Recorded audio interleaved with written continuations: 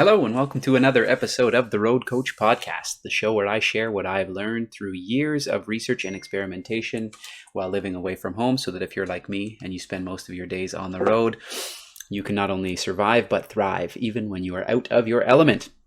And on today's episode, I wanted to talk about a couple of changes that I've made to my supplement regimen because of new information I have found out. When faced with new information, sometimes we have to make changes, and sometimes we have to admit that what we were doing may not have been the best thing for us in the past. So if you're seeing this now and you've taken some of my supplement advice in the past or looked into some of the things that I've been taking, you'll want to listen into this episode and hear some updates of what I found out recently. So the three things I'm going to talk about today: NMN, or nicotinamide mononucleotide. I took this Regenerlife NMN surge for a very long time from Natural Factors. Based on what I read about NMN, it seems to be sort of this new miracle supplement to increase our NAD levels in our blood, and we'll get into what that is as well, so that you've got some baseline information about that. Another update from the Jacked Factory EAA Surge product that I was using. So this is a premium essential amino acids formula, and I had started taking that instead of a protein powder to basically go around the fact that when we eat protein, our body breaks it down into its essential amino acids and then builds them back up into proteins to support our muscle growth. So why not just circumvent the whole process and take the amino acids directly, was my theory. But the problem was I couldn't find a good amino acid supplement that actually had a good ratio of amino acids to build protein, and I'll get into why I did that, and then an update on that product as well. And then lastly, vitamin D3 and K2, the liquid form in an oil versus capsules. This is the one that I currently have, but I've taken other oils. So this is the one from AG1. I've taken other oils in the past, and I have also taken capsules. As long as you're getting vitamin D, it is effective one way or another, but I want to talk about a recent change that I've made with that as well, to help with that that supplement in my body as well. So first up, NMN surge, nicotinamide mononucleotide. So first of all, why did I take this, and why do I take anything along these lines for my general overall health? Well, number one, NAD plus is a molecule within our bodies, in our cells, that is considered the youth molecule. It's considered the youth molecule because of all the processes that it helps with within the body. Most notably, it helps produce ATP molecules, which stands for adenosine triphosphate. That's our energy molecule. Every time we do any sort of movement or process within our body, even if we're not moving, ATP is used, and essentially we burn off a phosphate, creates an energetic reaction, and then it becomes ADP, or adenosine diphosphate, and then gets recycled through the cells, through the mitochondria in our cells, to reproduce more ATP and give us more energy for all of our processes. NAD also repairs our DNA, and that you've probably heard the term mitophagy or autophagy. A lot of times it's in popular culture and podcasts nowadays, but essentially the killing off of old damaged cells to make room for new healthy cells. So part of this repair process involves NAD. And also it's a cofactor for sirtuins. And sirtuins are enzymes within the body that are, they're nicknamed the longevity enzymes, because they help with keeping us from aging, essentially. So the problem with aging in general is that our NAD levels decline. So as our NAD levels decline, we aren't as good at producing ATP, we aren't as good at repairing our DNA, we aren't creating as many sirtuins, and all of these things lead to the aging process, which is all of the things that we see with our health declining, our musculature declining, getting those aches and pains, age-related diseases, things as simple as wrinkles around the eyes and our skin not being as pliable. All of the things associated with age have to do in some way or another with declining NAD levels. And our NAD levels, it's estimated that by the time we reach 40, our NAD levels have dropped by about 50% to when we were children. By the time we reach 60, they're down by 80% of what their original levels in our blood were and in our cells. And so any way that we can help improve our NAD levels is going to be beneficial to help prevent the aging process. If you want to learn more, I mean, there's tons of studies out there and tons of YouTube videos, and there's a lot of hardcore advocates for anti-aging nowadays that will share their knowledge with you freely on the internet if you want to research more about it. But the fact remains that our NAD levels decline with age, and we should be trying to top them up as much as we possibly can. NMN is a way we can do that. You can't just consume NAD. And the reason you can't just consume NAD is because it's broken down in the stomach and it can't be absorbed by the cell membrane. So you have to consume a substance that can be converted into NAD without consuming NAD itself. And NMN is one of those substances. So nicotinamide mononucleotide is a precursor to NAD. It turns into NAD once it gets into our cells. So this NMN, it's largely accepted by a body of research now that it must be converted to NR, or nicotinamide riboside, in your blood before it enters the cell. And then once the NR crosses the cell membrane, it's converted back into NMN and then into NAD within the cell. So it's a bit of a process. Now, why is NMN so popular and why can't we just take NR? Nicotinamide riboside, well, we can, but some research now shows that NMN can be absorbed directly by the cell membrane without converting to nicotinamide riboside. Nicotinamide riboside is actually a synthetic. It doesn't exist naturally, so we create it synthetically in a lab. So you can get nicotinamide riboside supplements, and many people say that that's a better way to increase your NAD levels than taking an NMN. But the research is very unclear about that. So either way, NMN or NR do a good job of increasing your NAD levels. Both are good supplements to take, but why not just take NR instead of NMN if it's broken down into NR? If NMN is broken down into NR before it enters our cells, why not just take the NR? Well, you absolutely can. There's no reason not to. However, there is some research saying that NR is broken down a lot in our stomach before it actually gets into our digestive tract. And the other thing is it's very expensive. So you can easily take too much of it. And if you're going to take a supplement to increase your NAD levels, on top of all the other supplements that you're probably taking for general health, you want something to be cost effective. So NMN, this product specifically, was more cost effective than NR when I researched this, and that's why I started taking it. But then I started reading some articles on how NMN and NR are actually produced. And as it turns out, vitamin B3, niacin, or niacinamide, is the precursor to NMN and NR. So vitamin B3, when you take it, it breaks down into NMN, NR, and then when it gets into the cells, it turns back into NAD. So why not just take vitamin B3? Well, there's two different forms of it. There's niacin and niacinamide. And niacinamide is also called nicotinamide. So this is the nicotinamide mononucleotide is NMN, and without the mononucleotide, it is just the nicotinamide or niacinamide. All of this works along the same process, right? And the beauty of vitamin B3 is that it's going to give you the same benefit. You may have to take a little bit more of it to increase your NAD levels because some of it will be broken down by your stomach acid before it reaches your small intestine to be absorbed. However, it is much cheaper. Now, some people who have taken vitamin 3 before, they get some side effects. They can get side effects. And what can happen is your skin gets very flushed and red. And there's nothing wrong with it. There's no adverse effects other than flushing of the skin when you take niacin.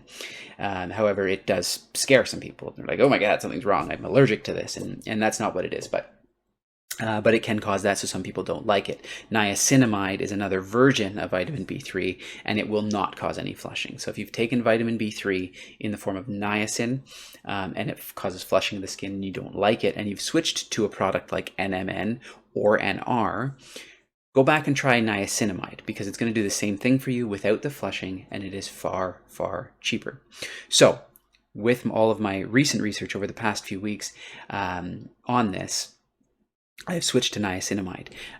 No adverse effects, and here is the difference. The Natural Factors product for NMN Surge costs about $50 for a 30-day supply. So you're talking, $1.65 a day in Canadian dollars. And I'm not sure what it is in the US or in other currencies, but it's probably fairly similar. You're looking more than $1.50 a day. And with every other supplement that you're probably taking, this wouldn't be the first on my list if I'm just going to start supplements.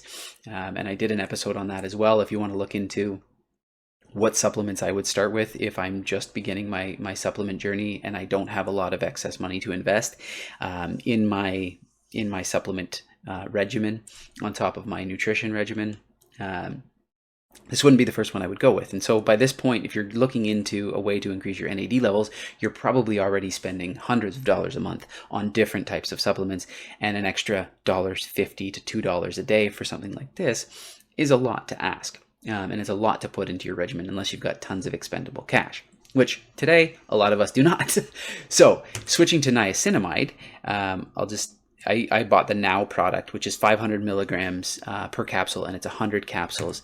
This is $16 for a 100-day supply. Significant difference. I'm getting twice the dose of nicotinamide per capsule, and I'm spending a fraction of what I was spending on an NMN supplement, which should be doing the same job. Now, I haven't gotten my blood tested, so I don't actually know what my NAD levels are, but the science and the data behind it shows that this does just as good of a job. It's a precursor a little bit further back in the pathway to NAD, but it does the exact same thing for far less money with zero side effects. So that's one change I've made recently. Now, the other one was EAA Surge. So this is something that I just recently put into my regimen. And I looked up a bunch of different protein powders and amino acid supplements to see what the options were for me out there that didn't include just taking protein. So I'm going to pull up this chart. You may have seen this in another episode. If you haven't watched it, go back and look at the optimal protein ratios. Does your protein source matter episodes? Somewhere back around the late 20s, early 30 episodes. I can't remember exactly which one it was, but this chart on the left here, and if some of this is covered by my webcam, I apologize, but I will go through what's underneath my webcam so that you understand what I'm talking about. The chart on the left in white shows the 9 essential amino acids and the levels, milligrams of each amino acid per gram of protein needed to make it a complete protein for a regular everyday adult. Okay, and so when you're looking at an amino acid powder as opposed to a protein powder, you need to look at what multiples you have of each of those in a serving to see really what kind of protein content you're getting. Okay, so the first one I researched was a pretty popular one. Allmax is a huge supplement brand. Allmax Essential Amino Acid powder has this ratio, or this number of this volume of amino acids, essential amino acids per scoop of the protein. And so when you multiply it out versus the complete protein schedule of amino acids, this Allmax EAA powder, I believe it says you get somewhere around 25 or 30 grams of protein, something like that. But when you look at the limiting factor on it of phenylalanine and tyrosine, it's that specific amino acid is only 8 times what the recommended ratio is of phenylalanine in a complete protein. And so really you're only getting 8 grams of complete protein in this powder. And then when you look at the Whole Earth and Sea Protein and Greens product, which is a product that I've used for a very long time before I switched to this EAA Surge product, the limiting factor is methionine and cysteine, and it has a multiple of 9 of that.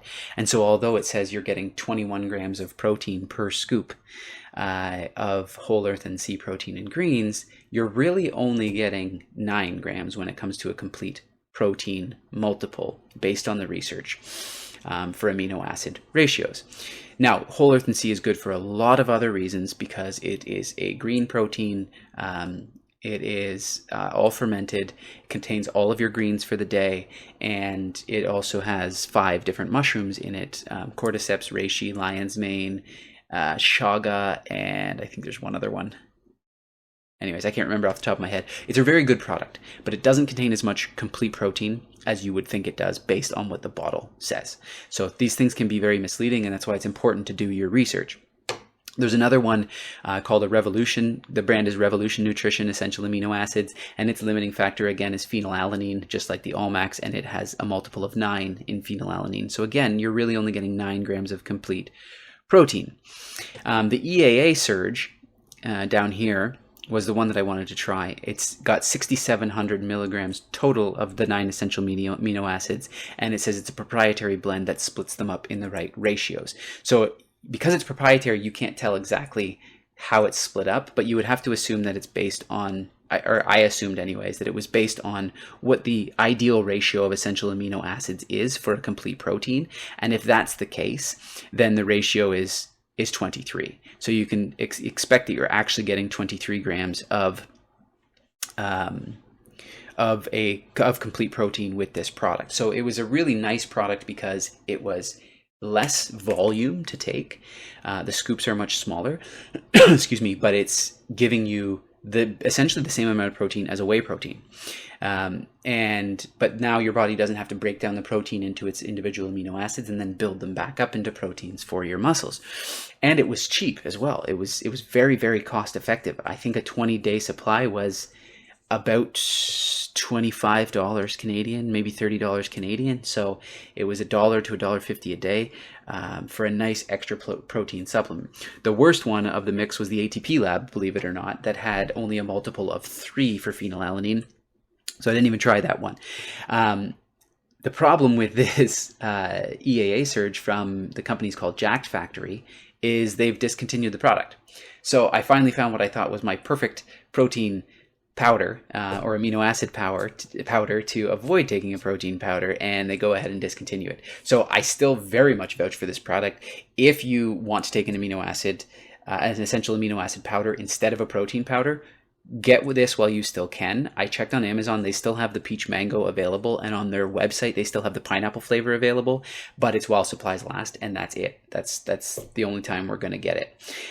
So I have reached out to the company to see if they have a supplier or if they manufacture it themselves, to see if maybe I can still get my hands on some of this in the future. They've said they can't disclose as of right now until all their product is sold. So I'll follow up with them and see if I can get a line on this product moving forward. If I can, I will certainly switch back to it.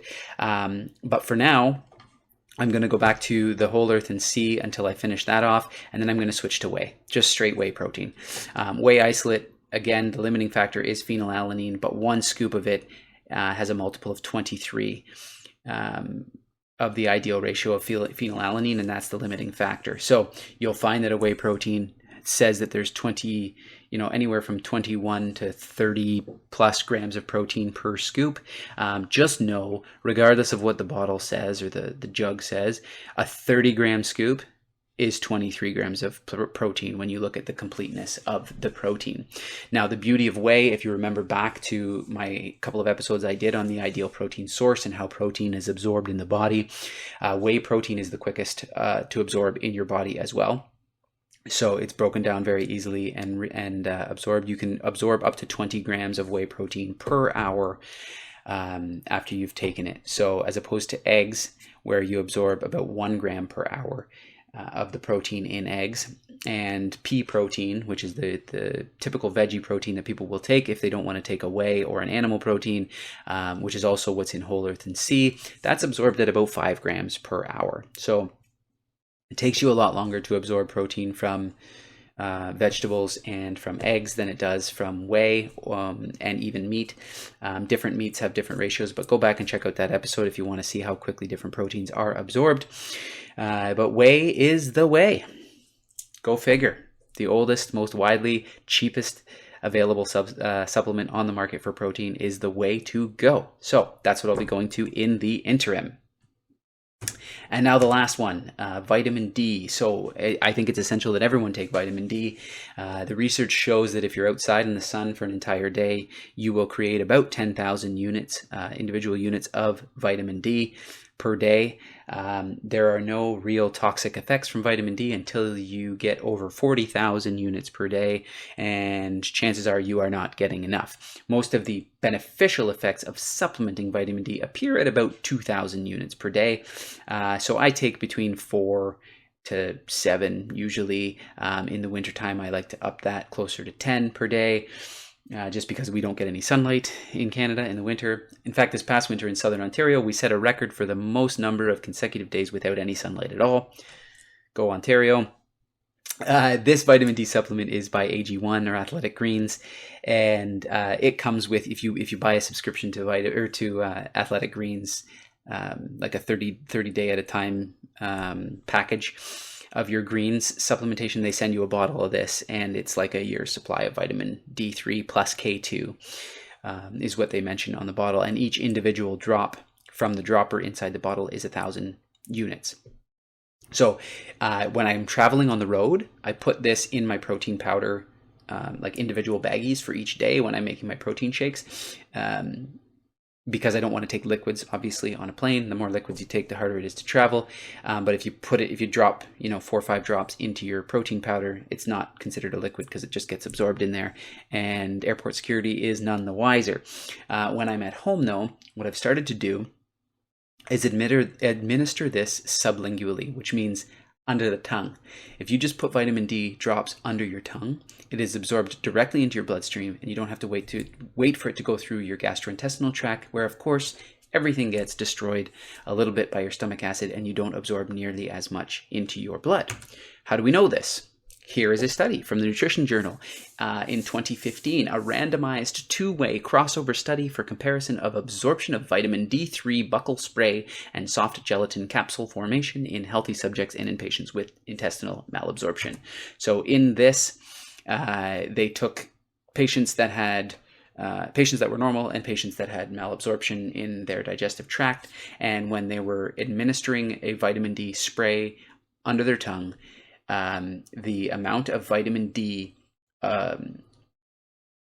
in terms of their blood concentration almost doubled when they took it orally or sublingually versus swallowing a capsule and having it absorbed through the digestive tract.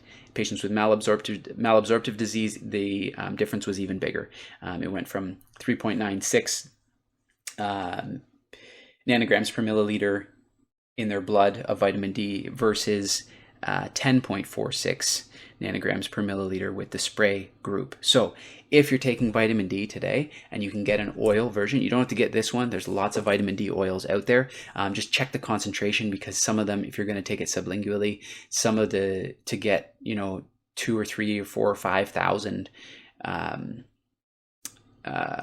units of vitamin D, you're going to be doing like full droppers under your tongue, and it'll be quite the volume, and it doesn't taste great usually. So this one I like just because it's very, very concentrated, and each single drop is 1,000 units versus a lot of them are like 1 mil is 1,000. So taking 5 mils, that's like a teaspoon of vitamin D. It might be a little bit more, or a little bit worse tasting if you've got to take a lot of it. But now I've switched to doing this sublingually, which I know is getting more vitamin D actually in my bloodstream, which I think might be beneficial to you out there. And if it is, I hope it helps. But leave us a comment. Reach out to us on social media. Let us know what you think of this episode. Let us know if you've made any of these changes yourself, or if you see any research to the contrary. Be sure to let us know, and we will bring it onto the show as well. And if you have any suggestions for future episodes, feel free to reach out to us and let us know that as well. Or if there's anyone you'd like to bring on the show to talk about any of these concepts, feel free to let us know that as well. As always, if you are like me and you live on the road most of your life, I hope you are not only surviving, but thriving, even when you are out of your element. Until next time.